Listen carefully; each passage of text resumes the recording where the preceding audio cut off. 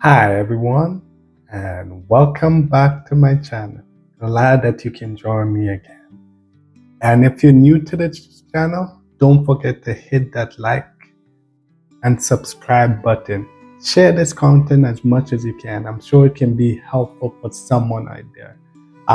Today I'm super excited to talk about something that's dear and dear to my heart. Something that I'm sure will be beneficial for many of the viewers out there.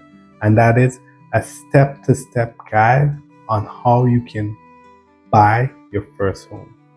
From the starting of the process to the very end of how you can buy your home. So hopefully this can be beneficial to someone out there. So let's get started. So the first thing that you want to do is you want to determine your budget. What you do, you start by looking at your finances. You want to consider your income, saving, and any debts that you have. Use online calculators to estimate how much you can afford for a down payment, monthly mortgage payment.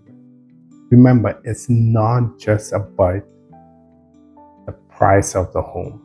Consider property tax, insurance, and maintenance costs also. You don't want to have a home, but you have nothing else. Like you're just paying that mortgage and you have nothing else. Remember too, it's a closing cost.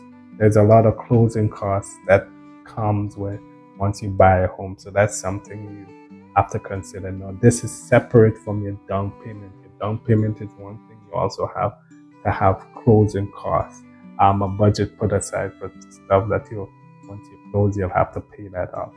One of the things to remember is the land transfer tax. That's something that is different from province to province. So you want to do your research and find out what exactly would be land transfer tax once you make that purchase. Now, one of the things that you're probably thinking to yourself, it's my first home, but I have no idea what is the average cost of a home. Is 100,000? Is it a million? Is that too high? 2 million? Is that it's 500,000, 200,000?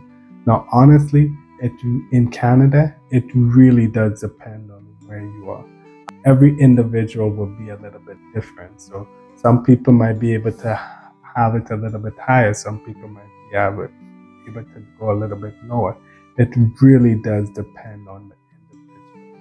But just to give you a general idea, as of 2023, the average cost in Canada, so let's take Canada as a whole, the average cost for first-time buyer home is about 750,000. However, this was significantly across different provinces.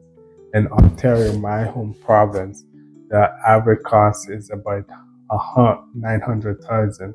Again, that's just a big of Ontario, but even within Ontario, it can fluctuate depending on where you are. In Toronto, my home city, that the average cost for the first time home is about over 1 million. So a lot of first time buyer that put a lot of difficulty on them, and they're not able to buy their home within Toronto because it's a higher price. Whereas somewhere as Ottawa, for example, is between 600 and 700,000.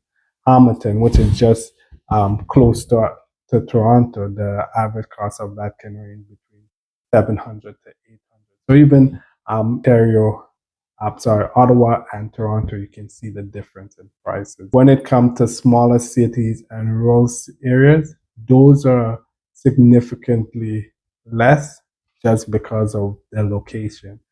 Places like Windsor and Sudbury, the average cost of a home there is between 400 and 500,000. So that just gives you an idea of the average cost and how it can fluctuate, just depending on where you are as a first-time buyer.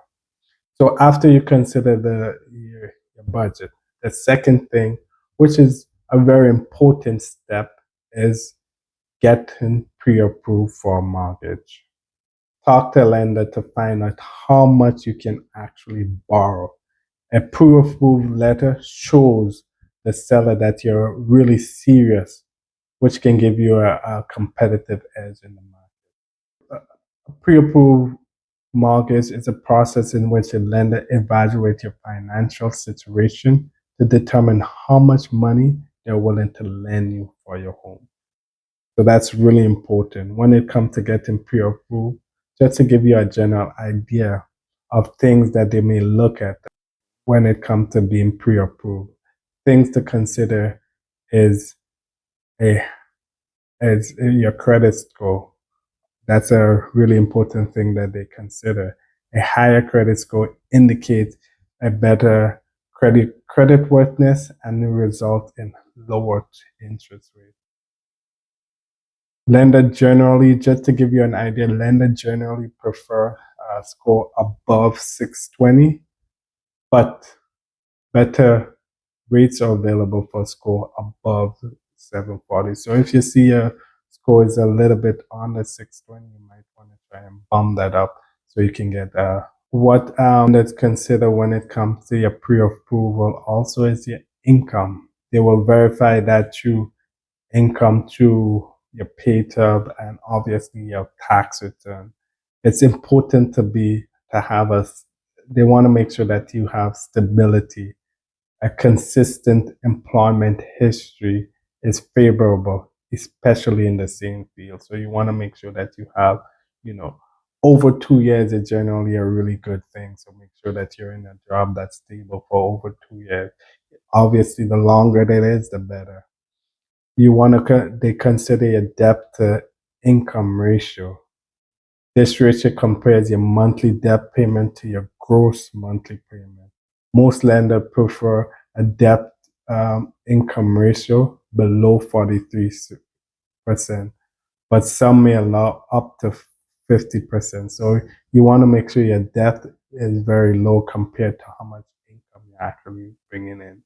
So if you see that you're paying most of your money is going towards debt, you want to try and lower that to help you put you in a favorable position. The down payment, they consider that when it comes to borrowing your money. The size of the down payment can affect the loan among them and can influence your loan type. So that's money you have put aside for the actual, that's apart from how much they're going to borrow you. So the more you have for the down payment, the better it is for you. Your access to savings, your assets and saving is what is also a big consideration. Lenders look at your bank statement and investment accounts to ensure that you have enough savings for the down payment. And as I mentioned, closing costs is very important. So they want to make sure that's good. Your employment history is an important factor that they consider as well. Lenders prefer borrowers with stable job, ideally in the same industry for at least 2 years. So as I mentioned, the stability of your employment is really important. Make sure that you're there, the employment that you've been there a while and that is stable. It just puts you in a favorable position. See, so your first step is you want to determine your budget, how much you have for a home, your down payment. You want to consider your closing costs, all these type of stuff when you're determining your budget. After you determine your budget, you want to get pre-approved for a mortgage. That's the process of lenders evaluating your financial situation to see how much money they're willing to borrow you. The third is one of my favorite, and that is find a real estate agent. That's an important step. My favorite because I'm a real estate agent and I can definitely help you. Yeah, so find a real estate agent, research potential agents, and find out what best fits what you want in a real estate agent. You want to find one that is knowledgeable on what you're looking for. You want to find one that is that is relatively in the area where you want to purchase your home. For example, if you want to purchase your home in Kitchener and you're in Toronto, the best idea is to get a real estate agent in Kitchener because they understand the geographical layout of Kitchener versus a real estate agent in Toronto to be a real estate agent for moving to Kitchener. So you want to research, find out exactly what agent is best for you, and don't hesitate to interview a few agents to find out what fit your criteria. And if you're not able to find one, definitely give me a shout, and I'll try my best, and I'll be able to help you out when it comes to that. Step 4 is the process of starting to do the house hunting. Step 4, you want to start house hunting. Make a list of your must-have, like the number of bedrooms, your location, and any amenities that you might find useful to you. Use online listed and attend as many open houses that you can. While you do have your list of your must-have and what's important to you, you also want to keep an open mind. You might discover features that you don't even know you wanted. So even though this is your must-have, these are the things that you want to have, definitely be open-minded, because you might find something that will be beneficial to you. So after you find that home, you find that nice home, you said this is the one that you want, you go to open houses, you go to many showings, you're like, this is the one that I want. The next step after that is you want to make an offer. Once you find that home that you love, work with your agent to submit a competitive offer. Consider local trends. If it's hot, you might want to act quickly. If there's a lot of offers on the home, you want to act quickly on that. When it comes to an offer, how much down payment you're willing to put down. The more down payment you put down, the more serious they will take you. Stuff like that you have to consider when you're making an offer.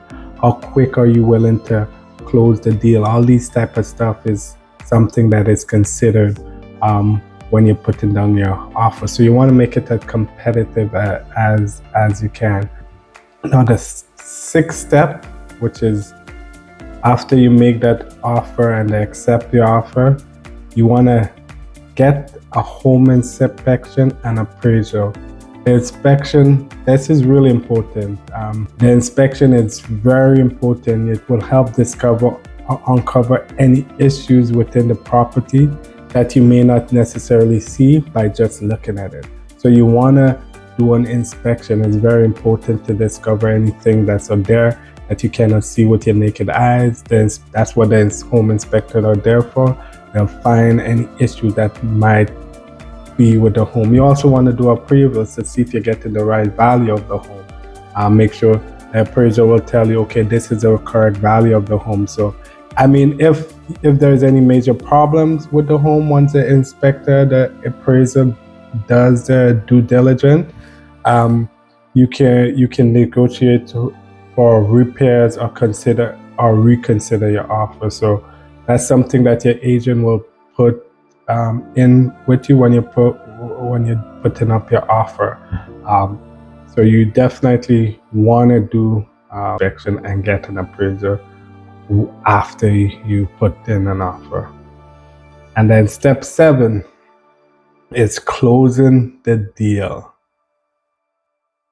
This is where the paperwork all comes together. You'll review, sign document, pay, closing card, and finally you get your keys. You're now a homeowner. Congratulations.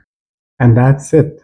Buying your home can often feel overwhelming, but breaking it down into these steps makes it manageable. If you found this video helpful, please give it a thumbs up and share it with anyone who you know is looking to buy. Also, if you have any questions or comment, drop your question in the comment below and I'll be sure to answer them. Thanks for watching. Happy house hunting. Bye.